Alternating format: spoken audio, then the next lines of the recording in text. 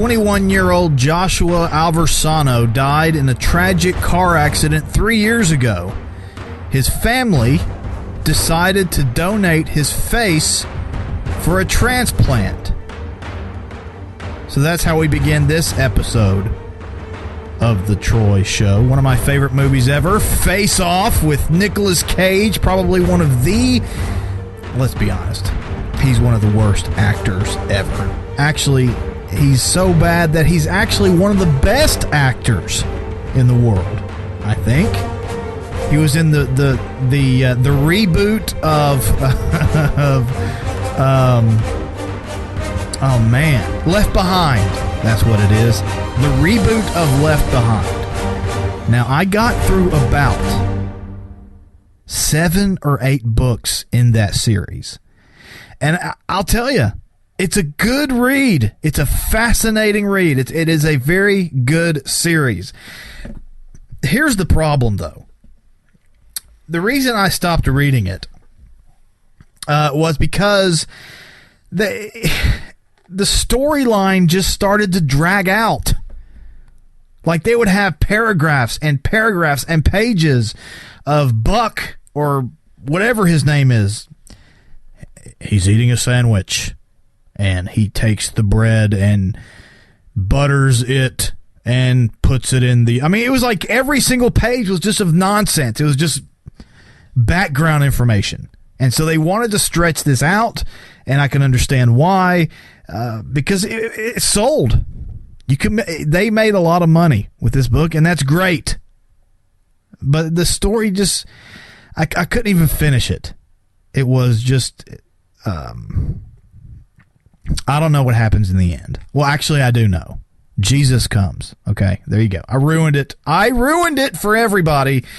Let's try our favorite session, our favorite segment. We're going to try this every single time until it works. But this is the Ask Trey O'Donohoe Anything segment. So we're going to try to Skype him.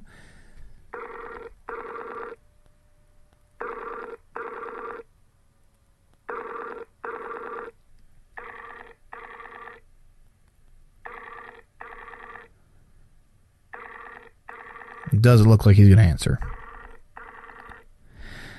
Okay. All right.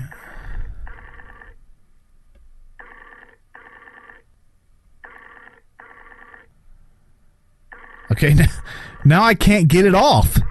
I cannot get the Skype off. It's going to ring for all eternity now.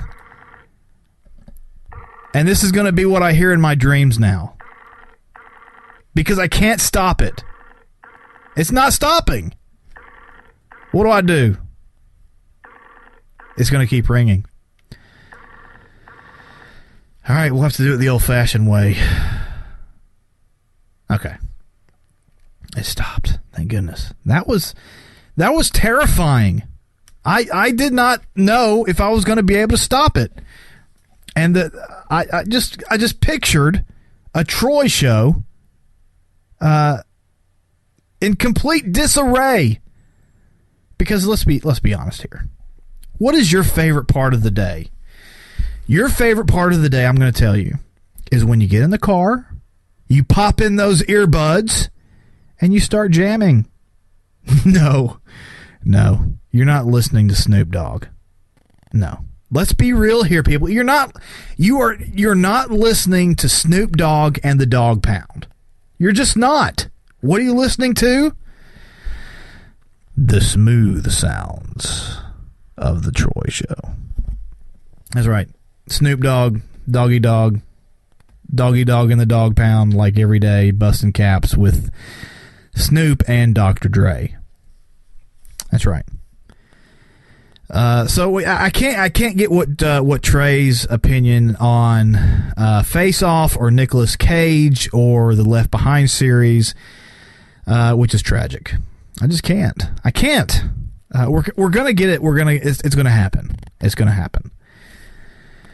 So when 21-year-old Joshua Alversano died, his family decided to donate his face for a transplant. That's fascinating to me. I didn't know that you could you could donate a face. I just assume that your face is gone with the rest of your body. You can donate the stuff inside, like a kidney or a heart or a liver or a pancreas or an intestine or, I don't know, a coccyx. What is that? What is that bone in the back right above your buttocks? The coccyx something. I don't know. But they donated his face. They said, you can have his face. You can have his face. Now, thanks to surgery, Joshua's face... Okay, we talked about head transplant, which is legitimate. It's real. Head transplant is something that is going to happen. It's going to happen. It's where science is taking us. Head transplant. Actually, body transplant. You get a new body. You don't get a new head. I'm not sure how that would work out. You wouldn't get a new head. You'd get a new body. So when Joshua's face is grafted onto Richard Norris, a man who accidentally shot himself in the face 18 years ago, leaving it severely disfigured. And I'm looking at the pictures here, and his jaw is basically gone. He does not have a jaw anymore. It's gone. So he is extremely facially deformed. Norris had undergone 30 unsuccessful surgeries to try and regain his features. However, in 2012, a team of 150 doctors and nurses replaced his teeth, jawbones, tongue, muscles, and nerves in a 36-hour face transplant surgery. A documentary, which will broadcast on 60 Minutes in May, which was last month. This is now June. Happy June, everybody! Captures the moment that Joshua's sister, Joshua, the man who died, captures the moment Joshua's sister, Rebecca Aversano, sees her dead brother's face on Norris's body. According to the Huffington Post, moving towards Norris to get a closer look, Aversano asks if she can touch his face. Then, with her hand on his cheek, she says, This is the face that I grew up with. How incredible is that story? Unbelievable. How surreal must that be? To have someone you care about die, and then to see his face on someone else's body. It's crazy. It's craziness. I've seen stories of a parent who would go up to somebody who received their son or daughter's heart just to be able to hear the heartbeat. How beautiful is that? Just to hear the heartbeat again.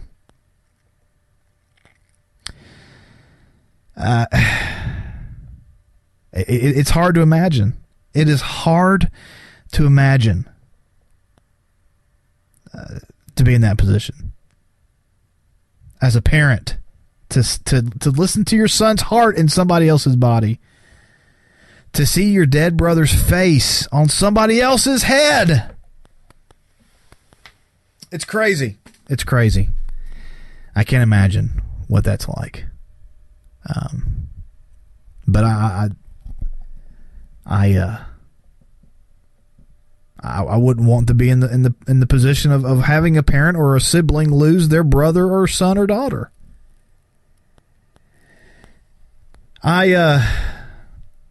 Slightly off topic. This is not the direction that I intended to go, but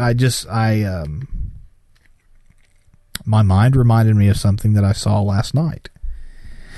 I saw a video of a mother talking about her son who had died. And her son died at his own hands. He shot himself in the head. And the reason he did that was because he received a text from one of his classmates that said, basically, you should just kill yourself. Nobody likes you. Along those lines, you should just kill yourself. There's an incredible documentary entitled Bully, I think that's what it's called, where it talks about this very thing. How many kids have killed themselves because they were tortured at the hands of their own classmates? This is the craziest phenomenon. I mean, I can understand it because I was there. I was picked on as a kid. I was picked on. I did my share of bullying too.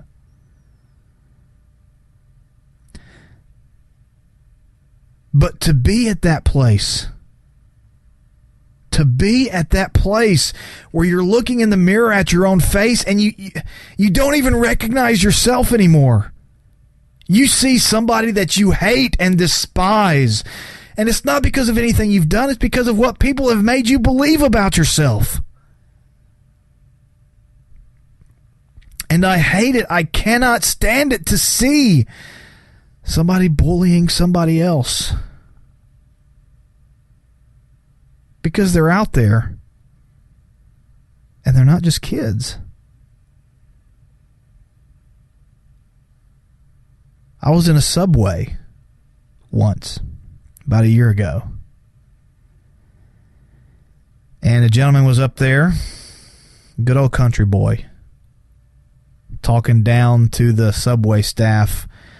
At first I thought he was joking, because it's absurd the way that he was talking to another human being who he doesn't know. It had to have been a joke. He had to have been joking. Mocking the guy because he didn't put the right onion on, or the right amount of onions, or whatever the case was. Talking down to the guy like he was a complete idiot, an imbecile. And I couldn't take it anymore. And so I asked the guy if he would just please stop. It was ridiculous. I mean, the guys can't say anything. It is the cheapest thing in the world for you to go into a place, a restaurant, or some business, and insult the worker, because they're not going to be able to do anything else. They can't defend themselves. At what cost? Their job. Because what's going to happen? If someone defends themselves, that person will call the owner and say, "Hey, your employee insulted me." So you are defenseless if you work somewhere. You're defenseless. And so there are bullies everywhere. And then the guy turned on me. He threatened me. "Oh, you don't know who you're messing with. You don't know who you're messing with." I do know who I'm messing with. I'm messing with a freaking bully. And it doesn't stop there. It doesn't stop there. It's not just bullies, just people who are all around you. It's people you can work with. People you work for. I've got a friend of mine who works for a company. I will not name the company. I will not name the friend. But he works for a company where one of the bosses is the biggest bully you can ever imagine. I have audio. He sent me audio of his boss in a meeting threatening his job because he disagreed with something he said. And that's how this man works. If you step on his toes, his recourse is to tell you, "Hey, be careful, because you're walking on thin ice, buddy." This man, this boss, this manager, has some kind of self-esteem issue. Has to be. Because what drives you to that point? We've all had those, I was once hired at a business where I was the manager for about 6 months because I wasn't good at it. I was horrible at it. Because when I first got in there, my first impulse. Now let me say this. I have changed so much since then. It's been about 7 or 8 years since this time. But I went into this company because they hired me as manager. They wanted me to be manager. So what did I think coming into this? I thought, you know what? I'm going to come in here and I'm going to change this company. I'm going to change it inside and out. And so that's what I did. I went in there and I was overly cautious. I was micromanaging everything everybody did to the point where I would check out their work. It was a print shop. I would check out their work in front of them, looking at each and every single business card to make sure there was no color variation at all. And if there was, I made sure I pulled it out in full view of this person and I took it away because I wanted them to know who was boss. And it was me. And I was horrible. I regret that so much because I have learned a lot. I have changed a lot since then. But the person at this company, I've got audio of him threatening his entire staff. Because that's all he got. That's all he has. That's all some people have. Sometimes some people, all they can do is grab on to authority. And it's what makes them feel powerful. It's what makes them feel special. It's what makes them feel human. I don't know what... I can understand it. I can understand it. Because it's powerful. It's addicting. The idea that I can rule somebody else's life. The idea that I have authority over somebody's life. The idea that I can make or break somebody's entire day with a word or a sentence is powerful.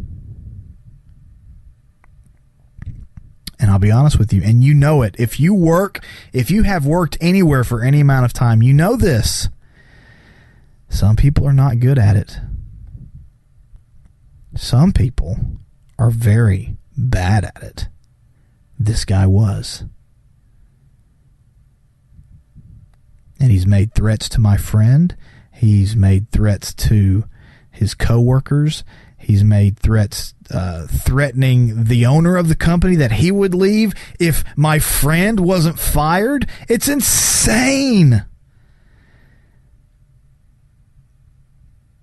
But that's what you have to do when you don't have anything else good in your life. What brings a person to act like this when they have nothing else good in their life? Nothing.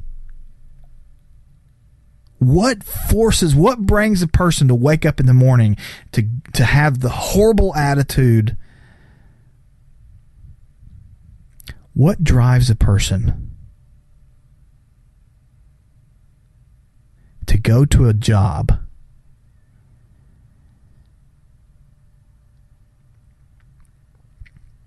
and knowing that the only thing he's good at is threatening people? Now, I'm sure he's got other skills. He's good at answering the phone. He's good at... No, he's not. He's not even good at customer service. He's horrible. I know this man. He's not good at it. He's not. He is not. Customers didn't like him. I'm sorry. They didn't. They didn't like him. Some people are just not likable. It's a sad testimony, but it's true. They just don't. Sorry.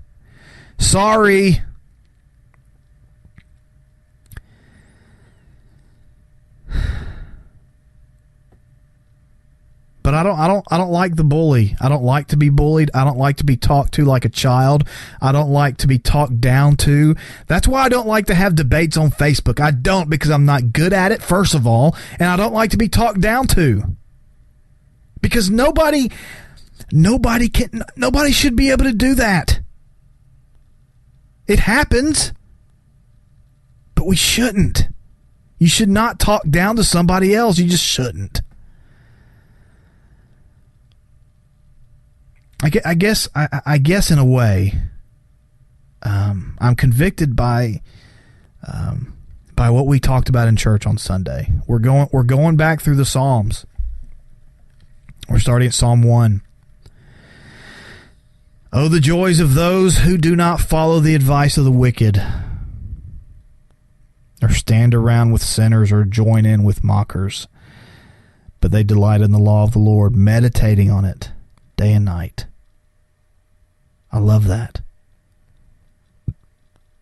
The joys. I mean, think about this. The joys of those, and this does not even have to be a biblical thing. This is a life principle. The joys of those who don't follow the advice of the wicked. People who, and we're not talking about evil people. We're just talking about people who are just mean. People who are bad. People who, I mean, the Hebrew word here is someone who pulls someone astray. So the joys of those who don't follow the advice of the wicked, the joys of those who don't stand around with sinners, the joy of those who don't join in with mockers. Those people are the happy ones. They're the joyful ones. Now, bullies are happy. Bullies are very happy. But the reason people bully is because deep down inside, they are not happy. It's because they have nothing. Because something about the person they're bullying, the thing about that other person, deep inside it's an insecurity in that bully.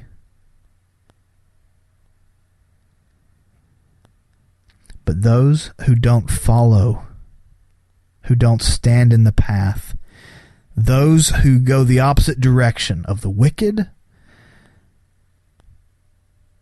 of people who are sinners, which we're all sinners. That's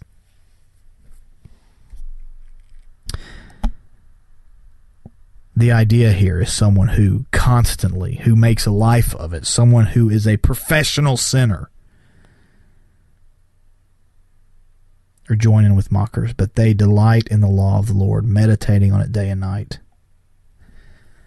But on the other end, the wicked, they're like worthless chaff, scattered by the wind. They will be condemned at the time of judgment. Sinners will have no place among the godly, because God watches over the path of the godly, but the path of the wicked leads to destruction. Now, I don't know if that means hell. I don't know. But I do know that wickedness, that evil, that just being plain mean, yeah, it will take you on a road to destruction. You will destroy yourself in the end. You will destroy the lives of other people, and you will destroy your own lives. If you are the person, if you are the man I'm talking about who works at this company and is the biggest adult bully I can ever think of, if that is you listening to the Troy Show, I've got to ask you, what is going on in your world? What path are you going down? Who are you following? Who are you standing with? What are the things you put in your mind and your heart?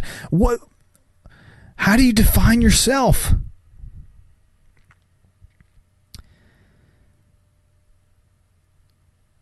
Because the wicked, the evil, the mean, they're just worthless, scattered by the wind. Now, God loves them. God loves you. God loves the worthless. God loves the evil. God loves the hateful. God loves the terrorist. God loves everybody. No matter the sex, no matter the creed, no matter the lifestyle, no matter what, God created all people and he loves all people. But the evil are like worthless chaff scattered by the wind. And you will, if you are evil, if you are wicked, if you are just plain mean, you don't have a good life direction. You will be scattered. And it will make your life more chaotic. So to my friend who hates going into his job, brother, I know, and I do intend to have a special episode where I will play some of this audio, which is just unbelievable. But in a way, it's not unbelievable because we've all had bosses like this. But to my friend who has to endure this every day, hang tight, my friend, because he will destroy himself. He will destroy himself. And when he does, the whole company will go down with him. And then you will lose your job, and you will lose your house, and you will lose your car, and you won't have any food, and then you will be homeless, and you will die of starvation. So, my friend, I hope you are encouraged by that. That your ultimate destination is death by starvation. I'm sorry, you got to get out of there. Get out of there. But in the meantime, we're going to get out of here. Because I don't have anything else to say. I was going to say something else, but I went this completely other direction. I blame Nicolas Cage. I do. I blame him. He's responsible for this. And you are responsible for me. Because if you stopped listening, I would stop doing this. But because of the thousands and millions of listeners and committed fans, and you should be committed, fans of the Troy Show, thank you. So in the meantime, I'll see you later. And remember,